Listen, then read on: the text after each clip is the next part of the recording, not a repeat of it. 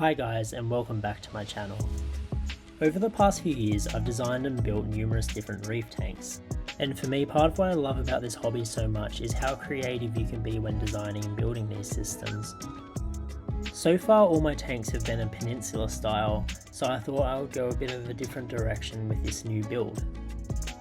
One of the unique things about corals is that they tend to grow towards the light. This got me thinking, what if I put lights underneath the tank and got them to grow upside down? I couldn't find any examples online of tanks that have been done like this before, so from my knowledge this would be a world first. An upside down reef tank. And as it just so happened, I was fortunate enough to pick up this Red Sea Reefer 170 for a good price. It also came with a bunch of equipment that I'll be able to clean and use for this build.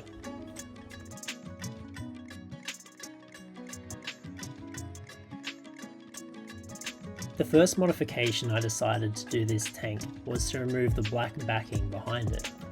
I feel like removing this makes the tank seem a lot more open. I used a knife to mark down the back where I wanted to remove the backing from.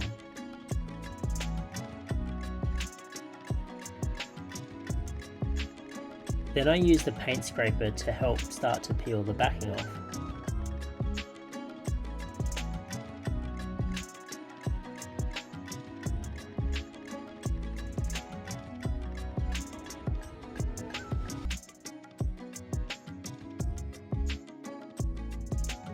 Once the backing started to come loose, it was actually a lot easier to remove than I initially thought it would be. A lot of other tanks out there have this backing actually painted on, so I was relieved that it was able to peel off easily.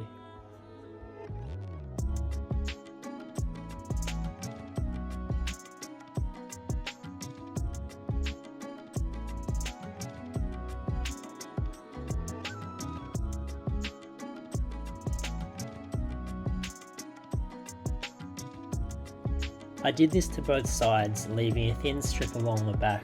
This helps to hide all the plumbing in behind the weir.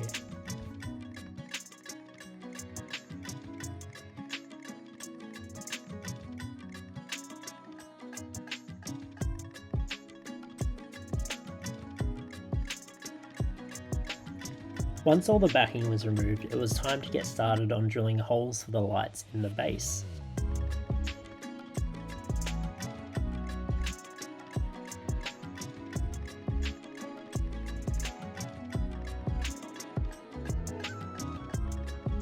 Fortunately, I didn't have to go out and buy any new lights for this tank. I was able to use ones that I had already laying around the house. I decided to use the two prime 16s on the outside and the Delure pixels on the inside. I love the controllability of the spectrums on the primes, and this will come in handy later on when I'm trying to film this tank. I tried to spread the lights out as much as possible. This will help to maximise the light spread over the aquascape later on. Next I marked out the positions of these lights. Annoyingly I didn't have any coloured markers, so this made it hard to see any markings that I did make.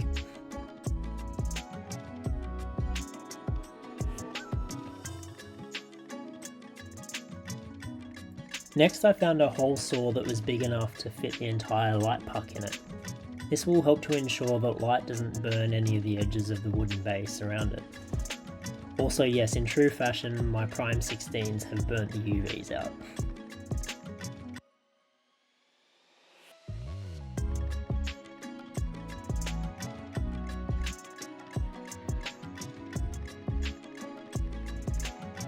Annoyingly, both my main dual batteries were flat, so I had to use the smaller one, which didn't last for very long.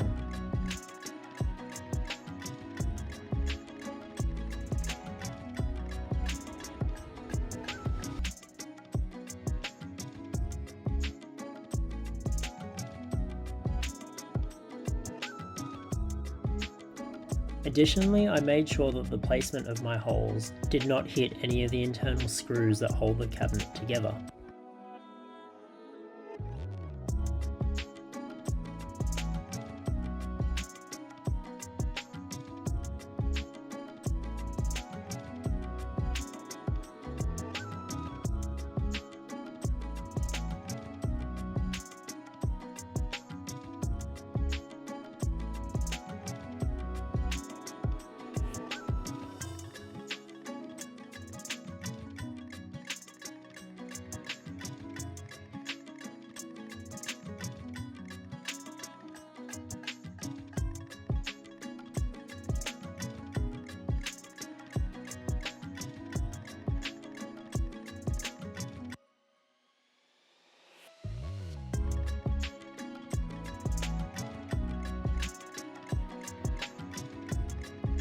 Instead of using a black marker, I decided to use a Stanley knife to mark out all the measurements. This was actually a lot more easy to see.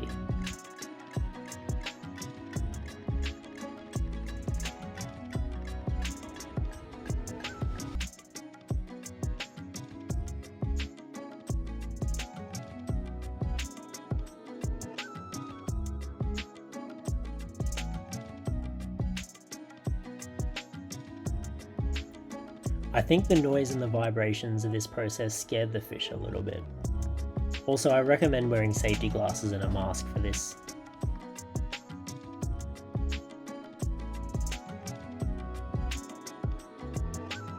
Once we had finished drilling the holes, I wiped away any remaining dust. The next step was to mount the lights underneath. This involved designing some mounts that could hold the lights upside down.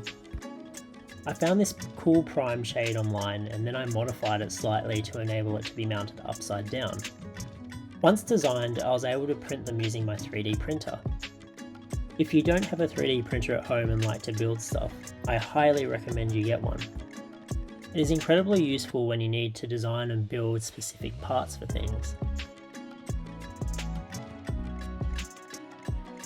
Once they were printed, I cleaned them up and test fitted the lights in them.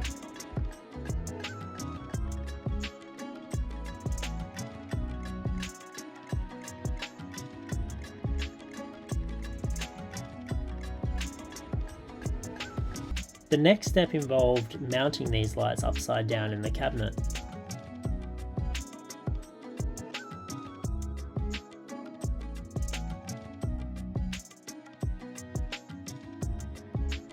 Once all the lights were fitted and the wires were tucked away, it was time to put the glass back on the stand.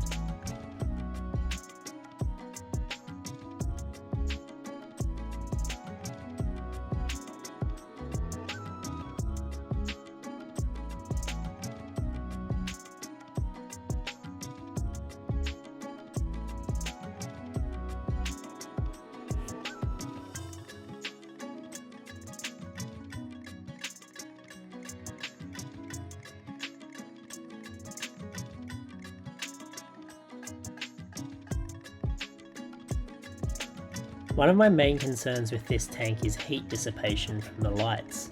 Whilst the primes have internal fans which can help to cool them, the pixels rely on the airflow around them. And as the sump is an enclosed space, there is no free airflow in and around these lights. This means that I will have to come up with a solution in order to cool these down.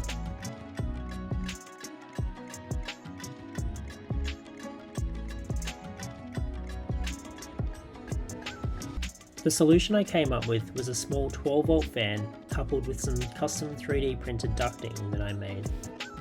I will place two of these, one on each side of the tank, and this will hopefully provide the lights with the airflow that's needed to cool them down.